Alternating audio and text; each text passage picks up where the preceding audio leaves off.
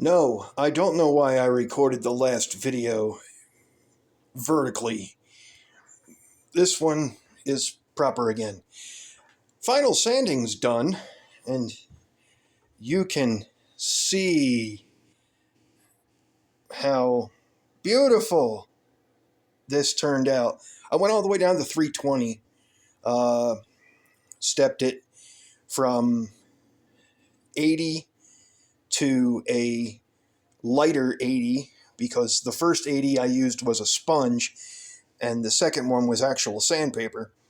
And then I went 180 with regular sandpaper and then jumped right to 320. And that's the finished product.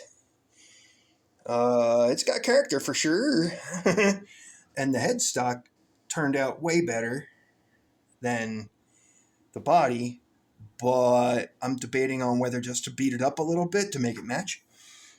And for everybody wondering, I am N95'd and safety glassed.